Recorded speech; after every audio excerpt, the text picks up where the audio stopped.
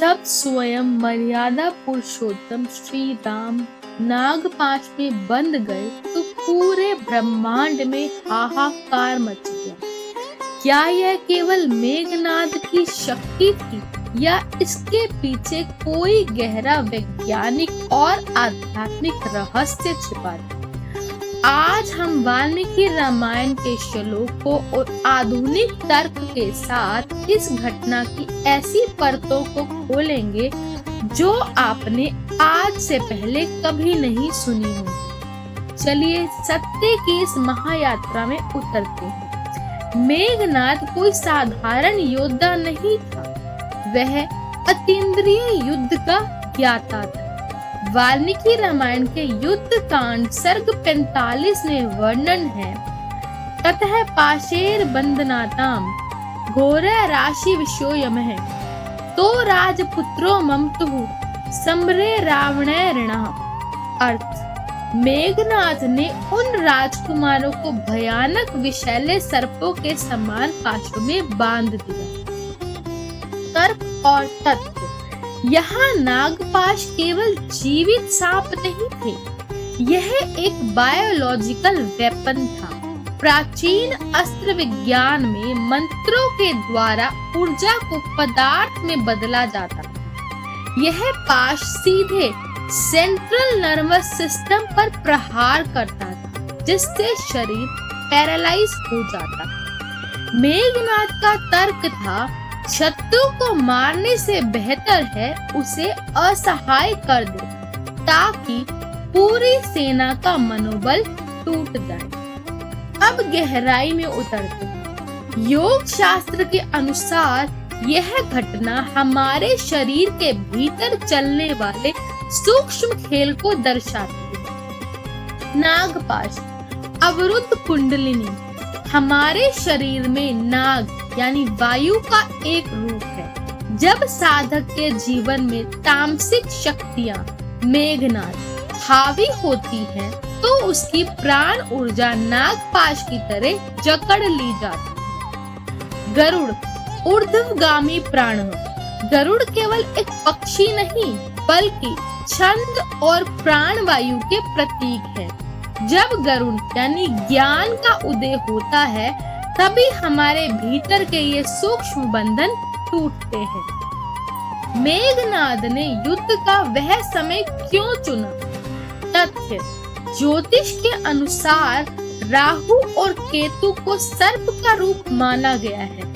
उस दिन की ग्रह स्थिति ऐसी थी जिसे हम आज कल्प काल सर्प दोष या ग्रहण काल के समान मान सकते हैं। तर्क, भगवान ने यह दिखाया कि जब समय विपरीत होता है तो स्वयं ईश्वर भी उसकी मर्यादा का सम्मान करते हैं। गरुड़ सूर्य के प्रतीक है। जैसे सूर्योदय होता है, राहु का प्रभाव समाप्त होता है, वैसे ही गरुड़ के आते ही वह अंधकार रूपी अस्त्र नष्ट हो गया।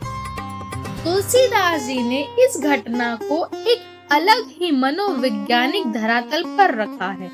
गरुड़ को मोह हुआ, व्यापक ब्रह्म अकल अनीहा, की सो धरे ही नर तनु देहा, सोई प्रभु कंप नहीं बंधावा, नाग पाश तब मोहि भरमावा। गरुड़ जी को लगा कि मैं रक्षक हूँ। यह कर्ता भाव का सूक्ष्म अहंकार था। भगवान ने स्वयं को बांधकर गरुड़ का अभिमान तोड़ा। यह सिखाता है कि जब हम किसी की सेवा करते हैं तो हमें यह नहीं भूलना चाहिए कि सेवा करने की शक्ति भी उसी ईश्वर ने दी है। स्वयं को बांधना प्रभु की दुर्बलता नहीं, बल्कि उनकी करुणा थी।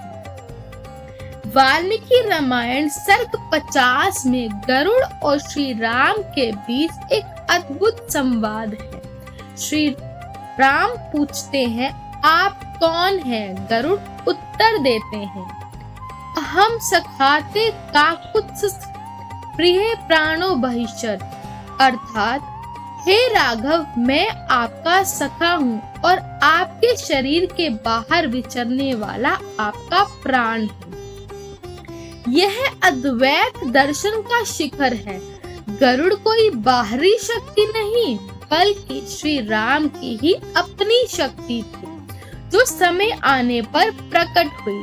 यह सिद्ध करता है कि आपके भीतर ही आपके संकटों का समाधान मौजूद है। तो इस प्रसंग से हमें क्या मिला? धैर्य। संकट कितना भी बड़ा हो, समाधान निश्चित है। मर्यादा। शक्ति होने पर भी नियमों और सीमाओं का सम्मान करना ही श्री राम होना है। प्रकृति। जब मनुष्य के अस्त्र विफल होते हैं, तब प्रकृति गरुड़ स्वयं संतुलन बनाने आती है। मित्रों, यह थी नागपाश के पीछे की वह गहराई जिसे अक्सर कहानियों में छोड़ दिया जाता है। सनातन धर्म तर्क और तथ्य का वह महासागर है, जहां हर कथा के पीछे एक विज्ञान छिपा है। अगर आपको यह डीप डाइव रिसर्च पसंद आई, तो इस वीडियो को उन लोगों के साथ जरूर शेयर करें जो धर्म को केवल चमत्कार मानते हैं। उन्हें विज्ञान और तर्क दिखाएं। चैनल को सब्सक्राइब करें और बेल आइकन दबाएं, ताकि हमारी आगे की यात्रा अधूरी न रहे। कमेंट में लिखें जय श्री राम और बताएं कि आपको कौन सा तथ्य सबसे ज्यादा चौंकाने वाला लगा। कल डे 66 में हम चर्चा करेंगे कुंभकर्ण के उस रहस्यमय जागरण की, जिसे सुनकर आपके रोंगटे खड़े हो जाएंगे। क्या वह निद्रा थी या कोई प्राचीन हाइबरनेशन टेक्नोलॉजी? मिलते हैं कल इसी समय। जय सनातन। प्रेम से कहिए जय श्री राम।